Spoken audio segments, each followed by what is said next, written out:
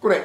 I denne her video vil jeg gerne fortælle, hvad det er, vi forstår ved maksimum og minimum af en funktion, og jeg vil også gerne forklare, hvordan vi regner med funktioner. Først så kan jeg tegne her en funktion, der måske ser ud på den her måde. Det er grafen for en funktion, og det som vi vil kalde vores maksimum, det er simpelthen den værdi her, vi kunne kalde den for 1.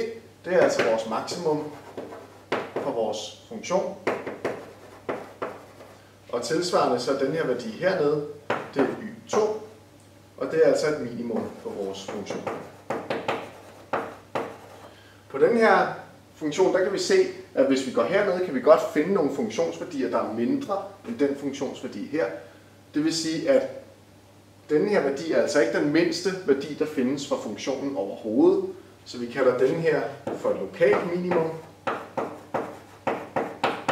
Og det heroppe, det vil være et lokalt maksimum. Vi kan også have en funktion, som faktisk har et lokalt minimum. Det kunne være, igen, en funktion, der så sådan her ud. Og den vil have et globalt minimum hernede.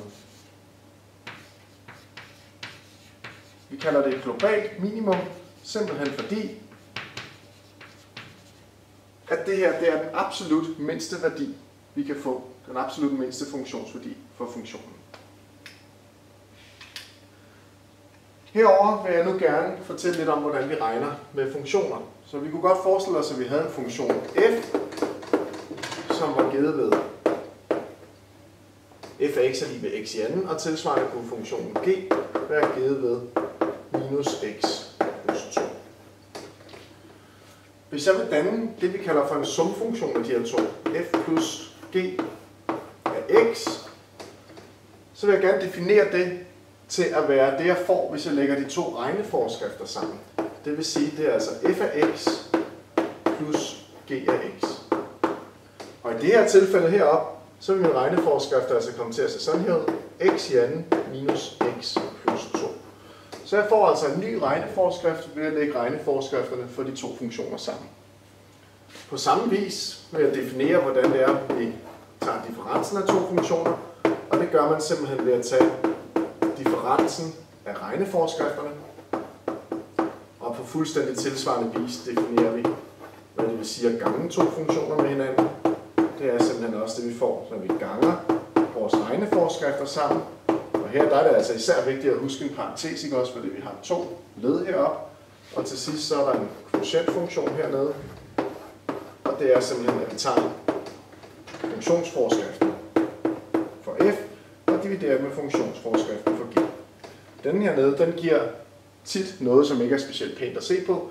I vores eksempel heroppe vil vi få x i anden divideret med minus x plus 2, det kan vi skrive hernede. Og det er svært sådan lige hurtigt at få et intuitivt billede af, hvordan den her graf forløber. Men det er altså sådan, den vil komme til at se ud. Hvis vi nu kigger på det grafisk, så kan jeg tegne funktionen for f. Så der skal vi altså lige have vores punkter ind her, som vi også har vist i de tidligere videoer. Så funktionen f, den ligger her.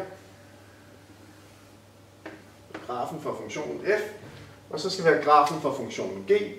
Den ligger her. Så den kan jeg tegne her. Sådan der.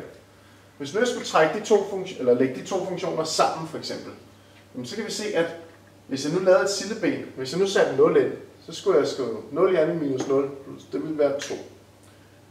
Det er også det, jeg får, hvis nu jeg lægger de her to punkter sammen, så har jeg 0 plus 2. Det er der. Hvis jeg sætter 1 ind, så står der 1 i anden minus 1, det er 0 plus 2, det giver 2.